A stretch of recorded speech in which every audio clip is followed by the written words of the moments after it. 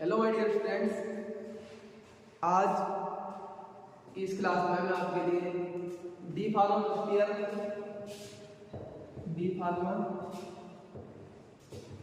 First year में जो हमारी सब्जेक्ट है फार्मास्यूटिकल केमिस्ट्री, उसमें एक हमारा टॉपिक है NSAIDs, जिसका मतलब है non steroidal anti inflammatory drugs, यानी वो ड्रग्स जिनका उपयोग हम इन्फ्लामेशन के साथ साथ पेन को ठीक करने के लिए, या किसी के पेन है, किसी के चोट लग जाती है तो उस जगह पर जो इन्फ्लामेशन हो जाती है उसको ठीक करने के लिए जो एजेंट यूज करे जाते हैं उनके लिए हम बोलते हैं non steroidal anti inflammatory drugs. ठीक है, अब हम इसके अंदर कुछ ड्रग्स जो है वो दिया है, जिसमें से हमारा पहला ड्रग्स है एस्पिरिन। एस्पिरिन के बारे में हम पढ़ेंगे तो हमें पता है कि हम एस्पिरिन के लिए एसिटाइल सैलिसिलिक एसिड के नाम से जानते हैं, जिसको हम शॉर्ट में बोलते हैं ASA, एसिटाइल सैलिसिलिक एसिड। क्यों कहते हैं हम इसके लिए?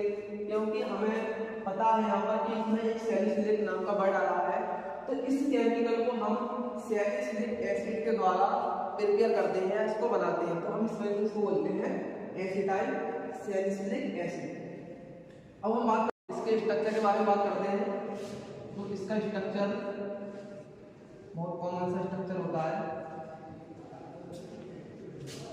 इसमें क्या है, एक कार्बोक्सिलिक ग्रुप और दूसरा हमारा ग्रुप होता है, ये स्ट्रक्चर होती है हमारा जो केमिकल है एस्पिरिन।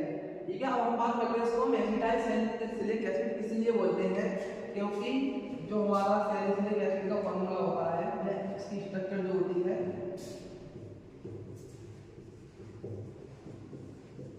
ये हमारा केमिकल होता है सैलिसिलिक एसिड।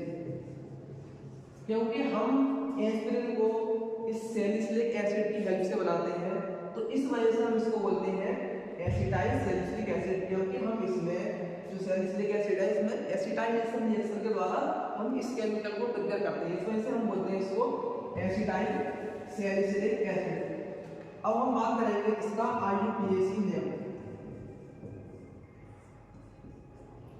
इसका IUPAC नेम जो होता है वो होता है 2-एसिटाइल ऑक्सी बेंजोइक एसिड।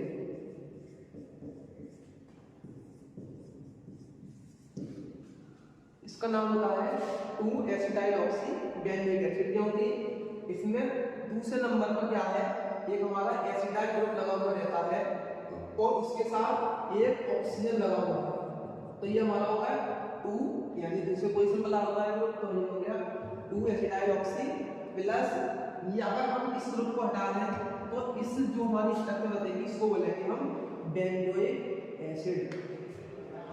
ठीक है, तो इसका जो नाम होता है वो है 2-एसिटाइल oxy benzoic acid.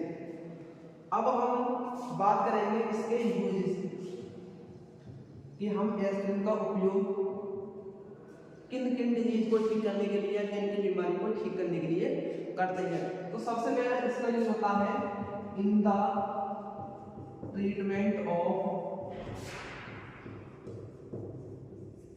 Fever, pain and pain. इसका जो मेनली यूज जो किया जाता है वो फीवर में और पेन यानी दर्द को ठीक करने के लिए किया जाता है। अगर हम बात करें इसकी फार्मास्यूटिकल फॉर्मुलेशन की, फार्मास्यूटिकल फॉर्मुलेशन का मतलब कि ये जो हमारी एस्पिरिन है उसकी कौन कौन सी डोजेज फॉर्म हमारे मार्केट के अंदर अवेलेबल है। तो इस ये यानी हमारा जो एस्पिरिन है वो हमारे मार्केट के अंदर केवल टैबलेट के फॉर्म में ही मिलती है। अब उसके बाद हम बात करेंगे इसकी स्टेबिलिटी एंड स्टोरेज, यानी अगर हमारे पास एस्पिरिन ड्रग है तो हम उसको किस तरीके से स्टोर करेंगे और उसकी स्टेबिलिटी क्या होती है। तो ये क्या है, it is a stable drug, यानी ये ड्रग जो होता है वो स्टेबल ड्रग होता है। तो हम इसको it should be stored in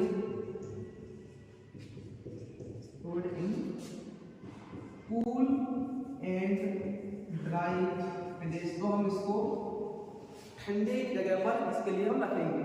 ठीक है, अब हम लास्ट में इसके बात करते हैं कि इसको अगर हम मार्केट के अंदर लेने जाएं तो ये किन किन नामों से हमारे मार्केट के अंदर मिलती है, यानी हम इसके ब्रांड नेम।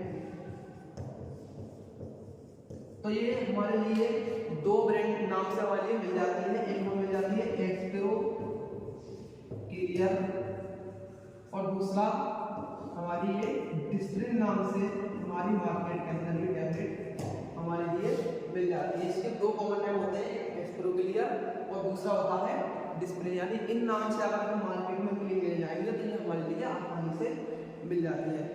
तो मुझे उम्मीद है आज का लेक्चर आपके लिए पसंद आया होगा। थैंक यू, धन्यवाद।